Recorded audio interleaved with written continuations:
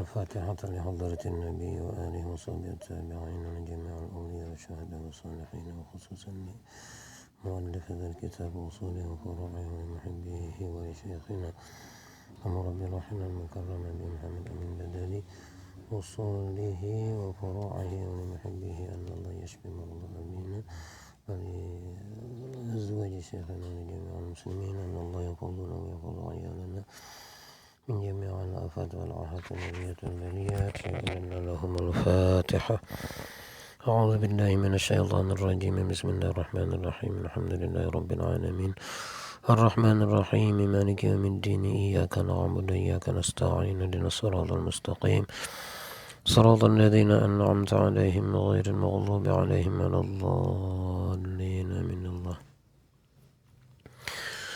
بسم الله الرحمن الرحيم. الحمد لله رب العالمين والصلاة والسلام على النبي الأمين وعلى آله وصحبه إلى يوم الدين. أما بعد. سبحانك لا علم لنا إلا ما علمتنا إنك أنت العليم الحكيم ولا حول ولا قوة إلا بالله العلي العظيم. قال المؤلف رحمه الله ونفعنا به وبعلومه في الدارين آمين يا رب العالمين. Hukum adi. Alhamdulillah, kita kembali melanjutkan bertabarruk, mengambil barakah, membaca kitab yang disusun oleh Al-Habib Utsman bin Abdullah bin Agil bin Yahya Mufti Betawi. Masih halaman 4 dan masih tentang rukun agama, arkanuddin. Yang 3 itu yakni hukum aqli, hukum syar'i, dan hukum adi. Hukum aqli sudah diterangkan oleh beliau, begitu pula hukum syar'i di pertemuan sebelum ini. Nah, sekarang tentang hukum adi. Apa itu hukum adi? Artinya hukum adi yaitu menetapkan suatu barang bagi suatu barang atau menafikan suatu barang pada suatu barang dengan lantaran berulang-ulang.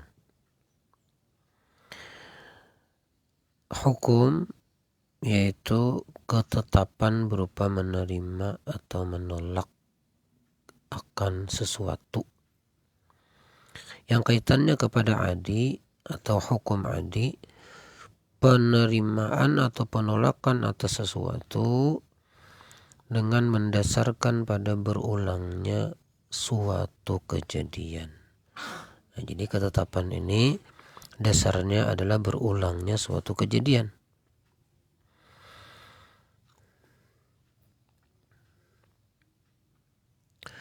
Itu definisi hukum adi. Jadi suatu ketetapan baik berupa penolakan ketetapannya ataupun penerimaan dengan mendasarkan pada berulangnya suatu kejadian.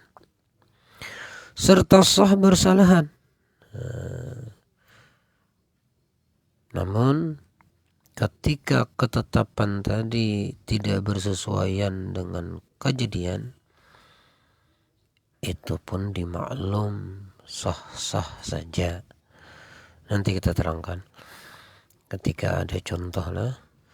Dan juga dengan tiada memberi bekas salah suatu itu pada yang lain. Di samping sah bersalahan juga wajib jangan menjadi i'tiqad ketika adat itu terjadi. Bagaimana nanti insyaallah sesuai dengan penjelasan selanjutnya itu akan kita sisipkan keterangan. Nah, jadi ringkasnya hukum adi adalah ketetapan berupa menolak atau menerima sesuatu dengan berlandaskan pada berulangnya suatu kejadian. Namun ketetapan ini tidak mutlak, boleh-boleh saja bersalahan, boleh-boleh saja tidak bersesuaian dengan apa yang ditetapkan, dan ketetapan ini jangan membuat i'tiqad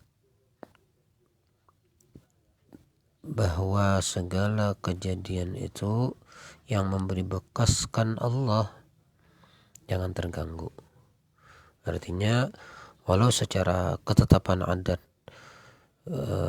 berlaku, namun apa yang berlaku itu jangan diiktikadkan dari adat, tapi dari qudrah dan iradahnya Allah, dari apa yang ditentukan dan diperbuat oleh Allah Subhanahu wa ta'ala, tidak mengganggu itu.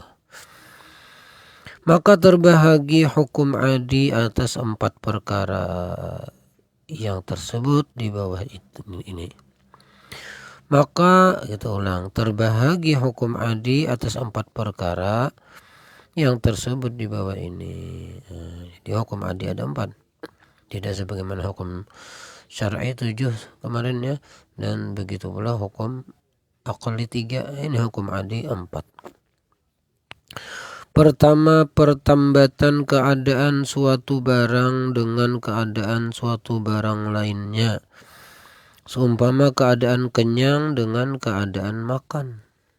Itu menjadi ketetapan adi, bahwa ada kenyang, diputuskan ada kenyang itu dengan sebab ada makan.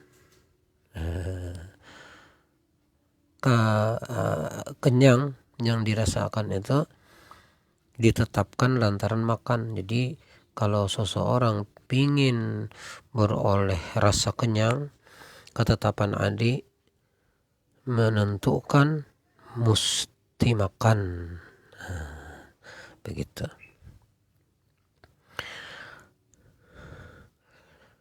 Namun misalnya kita di suatu ketika menemukan satu kasus, ada orang sudah makan tapi tidak kenyang-kenyang. Gimana itu? Boleh-boleh saja. Itu namanya kasus luar daripada adat, luar daripada kebiasaan, luar biasa. Tidak makan tapi kenyang. Atau bukan ya, sudah makan tapi tidak kenyang, begitu. Sudah makan tapi sudah tidak kenyang. Ada atau sebaliknya, kenyang padahal tidak makan. Nah, itu hal yang biasa, sah saja bersalahan, sah saja tidak bersesuaian dengan ketetapan adi. Kemudian yang kedua, jangan ada i'tiqad bahwa yang mengenyangkan itu makanan. Nah, jadi secara adat kita mesti akui, kalau ingin beroleh nilai kenyang, mustilah makan. Musti itu tadi ketetapan adi, dan kita mesti jalani, karena Islam itu tegak lewat ketetapan yang 3 ini, bukan cuma ketetapan syar'i, juga ketetapan akli dan adi. Nah, adi mesti kita jalankan, namun i'tiqad jangan berkait dengan itu, bahwa jadinya sesuatu dalam hal contoh ini adalah kenyang, yang mengenyangkan Allah, bukan makanan, begitu. Kedua, pertambatan ketiadaan suatu barang dengan ketiadaan suatu barang lainnya, seumpama ketiadaan kenyang dengan ketiadaan makan. Ini sebalik daripada yang pertama. Kalau yang pertama, pertautan, hubungan, pertalian antar ada dengan ada, seperti ada kenyang dengan ada makan. Yang kedua ini sebaliknya, tidak ada dengan tidak ada, terhubung antara tidak ada dengan tidak ada. Nah, seperti dalam hal makan tadi, tidak ada kenyang dengan hubungan tidak ada makan. Jadi kenapa tidak kenyang? Karena tidak makan. Itu ketentuan adat. Jangan kita pungkiri, wajar-wajar saja kalau tidak kenyang itu lantaran tidak makan. Dan mesti seperti itulah kita berpatokan secara adat, tidak mungkin ada kenyang kalau tidak ada makan. Bertentangan dengan adat ketika kita nyatakan kalau tidak makan sekalipun bisa saja kenyang. Itu bertentangan adat, itu menentang adat. Walaupun mungkin bisa saja ada orang yang tidak makan sekalinya kenyang, atau sebaliknya sudah makan tidak kenyang. Nah, kan ada kasus itu almarhum Tuan Guru Haji Muhammad Thabiri, Allah yarham, dimanjang, ceritakan satu kisah. Ummu Aiman Al-Barakah yang mengasuh Rasulullah itu, beliau ketika Rasulullah hijrah turut sulta hijrah pula, namun kala itu tidak diizini oleh penduduk Makkah, karena beliau dikenal ahli masakan. Apapun yang disentuh beliau masakan itu terasa enak, sampai-sampai bilang guru Tabari, makanan orang tuh sudah makan, sudah kenyang orang, ketika dikhabarkan ini masakan dari masakan Ummu Aiman, nah masih sanggup mereka untuk memakannya karena saking dinilai lezat olahan masakan beliau itu. Ini yang mereka sayangkan, kalau Ummu Aiman itu turut serta hijrah dengan Rasulullah, lalu beliau terhalang untuk hijrah. Namun nekat beliau, di suatu ketika ada kesempatan, berangkatlah beliau sendiri membawa bekal seadanya. Di tengah perjalanan ya kehabisan jadinya bekal, kehausan beliau, kelaparan, lalu memohon kepada Allah untuk dimudahkan meneruskan perjalanan menuju atau bertemu dengan Rasulullah yang saat itu sudah berada terlebih dahulu di kota Madinatul Munawwarah. Kemudian didatangkan oleh Allah dari atas langit begitu ya. Sebenarnya Allah dari manapun bisa mendatangkan, cuma kala itu didatangkan Allah dari langit sebuah wadah air. Lalu ada perintah agar air yang ada di wadah itu diminum oleh Ummu Aiman. Lalu diminumlah oleh beliau, perintahnya 3 teguk. Bilang Ummu Aiman, walau hanya 1 teguk ternyata hilang sudah lapar dan dahagaku. Lapar dan dahaga, bukan cuma dahaga tapi lapar dan dahaga. Namun karena perintah 3 teguk, diteguklah beliau hingga 3 kali tegukan. Setelah itu beliau tidak memperhatikan lagi kemana airnya itu, karena beliau merasa sudah tercukupi dan tertutupi hasrat untuk menghilangkan dahaga. Dilakukanlah perjalanan hingga sampai diteruskan perjalanan oleh Ummu Aiman hingga sampai ke Madinatul Munawwarah dan berhadapan dengan Rasulullah SAW. Belum beliau bercerita, Rasulullah sudah mendahului dengan pertanyaan, kenapa tidak sampean bawa sisa minuman yang pian minum itu? Begitu kira-kira pertanyaan Rasulullah.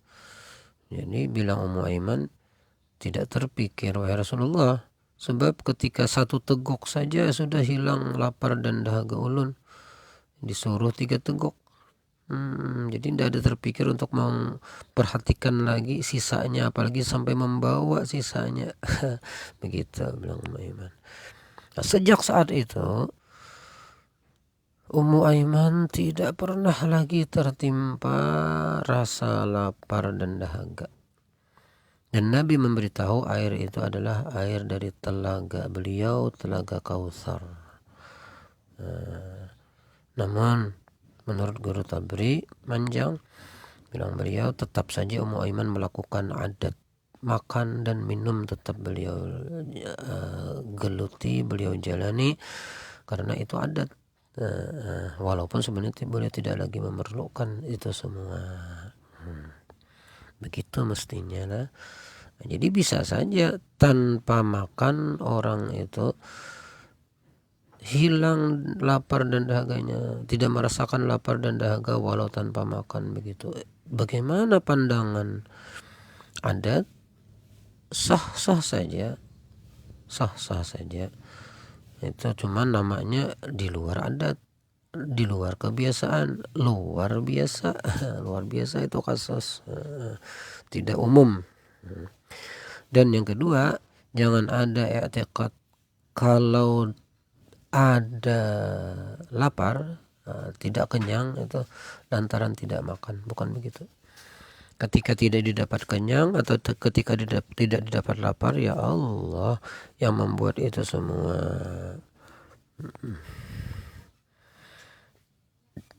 Jadi pada prakteknya asal ditempatkan pada nilai adat, mesti tidak bakal kenyang kalau tidak makan begitu. Tapi bisa saja terjadi sebalik daripada itu, walau tidak makan didapat kenyang. Dan jangan sampai ada i'tiqad bahwa tidak kenyang itu lantaran tidak makan, tapi Allah yang menghendaki tidak kenyang tadi. Walau mungkin seseorang makan, kalau Allah berkehendak tidak mengenyangkan dia, ya tidak kenyang. Dan ini wajar-wajar saja menurut pandangan nilai i'tiqad. Yang ketiga, pertambatan atau pertalian keadaan suatu barang dengan ketiadaan suatu barang. Hubungan antar ada dengan tidak ada. Kalau yang pertama tadi kan hubungan atau pertalian antara ada dengan ada. Yang kedua tidak ada dengan tidak ada. Kalau yang ketiga ini ada dengan tidak ada. Nah, untuk lebih mudah memaham, ada contoh di sini, seumpama pertambatan keadaan dingin dengan ketiadaan kain baju adanya. Tidur tidak berselimut, lalu yang bersangkutan merasa kedinginan. Gimana itu? Betul aja, karena menurut adat kalau tidur tidak berselimut, ya wajar dingin. Wajar dingin. Tapi bisakah bersalahan ini? Bisa saja. Ada orang yang tidurnya sudah tidurnya tidak pakai selimut, malah ditambah lagi dengan kipas angin. Sudah tidak berselimut, pakai kipas angin lagi. Nah, ada yang seperti itu. Tapi itu kan luar biasa namanya, luar adat, menyalahi adat. Atau ada juga orang sudah lengkap bahkan tebal selimutnya, kedinginan, bisa saja juga. Dan yang berikutnya, ketika dirasa dingin lantaran tidak berselimut, jangan ada i'tiqad bahwasanya karena tidak berselimutlah dirasa dingin. Terus bagaimana? Yang menyebabkan kita merasakan rasa dingin itu Allah subhanahu wa ta'ala. Dan ini mutlak dalam i'tiqad, tidak boleh diganggu-gugat, tapi secara adat. Dan ini yang mesti kita tampilkan, kita nampakkan bahwasanya kalau ingin terhindar dari rasa dingin, pakailah selimut. Nah, begitu. Keempat, pertambatan ketiadaan suatu barang dengan keadaan suatu barang lain. Seumpama ketiadaan angus dengan keadaan air menyiram jua adanya. Nah, ini kebalikan daripada yang nomor 3. Kalau yang nomor 3 tadi hubungan antar ada dengan tidak ada, pertalian antar ada dengan tidak ada. Kalau yang keempat ini pertalian antar tidak ada dengan ada. Diambil beliau contoh di sini seperti tidak terbakar dengan sebab adanya air yang disiramkan. Di suatu kampung ada kebakaran, ada satu rumah yang tidak turut serta terbakar. Selidik punya selidik, ketika berlangsung kebakaran itu belum ada pemadam. Kemudian datangan pemadam dari berbagai penjuru, tersisa satu rumah itu. Maka beberapa pemadam tadi semua mengarahkan air ke rumah yang masih tersisa itu. Wajar tidak kebakaran. Itulah wajar, karena dalam ketetapan adat, bila ada air yang disiramkan maka api itu tidak bakal mengenainya, begitu secara adat. Tapi ada juga misalnya satu keadaan sudah disiram air tetap saja terbakar, ya wajar-wajar saja juga. Wajar-wajar saja. Kenapa maka wajar? Karena segala yang terjadi itu sesuai dengan apa yang dimaui dan diperbuat oleh Allah Subhanahu wa Ta'ala. Jangan heran kita, bahkan jangan katakan ketika terbakar sesuatu lantaran air tidak ada, bukan. Jangan i'tikad seperti itu. Nah, karenanya setiap kejadian kita mesti kaitkan dengan mau dan mampunya Allah Subhanahu wa Ta'ala. Adat mesti kita akui, tapi jangan mengganggu i'tikad kita. Demikian, mudah-mudahan Allah Subhanahu wa Ta'ala membuka kefahaman kepada kita dan menjagakan i'tikad Ahlus Sunnah wal Jamaah pada diri kita dan pada diri zurriyat kita. Hadanallah wa iyyakum ajma'in, Allahul muwaffiq ila aqwamit thariq, biniyatil qabul wa la hadratir rasul. Al-Fatihah. أعوذ بالله من الشيطان الرجيم. بسم الله الرحمن الرحيم. الحمد لله رب العالمين الرحمن الرحيم مالك يوم الدين إياك نعبد وإياك نستعين اهدنا الصراط المستقيم صراط الذين أنعمت عليهم غير المغضوب عليهم ولا الضالين آمين. الله يا رب العالمين. بسم الله الرحمن الرحيم. اللهم ارزقنا محبة. الحمد لله رب العالمين والصلاة والسلام على النبي الأمين وعلى آله وصحبه إلى يوم الدين. اللهم ارزقنا محبتك ومحبة رسولك سيدنا ومولانا محمد صلى الله عليه وسلم. اللهم إنا نسألك حبك وحب من يحبك وحب كل عمل يقربنا إلى حبك. ربنا آتنا في الدنيا حسنة وفي الآخرة حسنة وقنا عذاب النار بفضل سبحان ربك رب العزة عما يصفون وسلام على المرسلين والحمد لله رب العالمين. ما شاء الله لا قوة إلا بالله.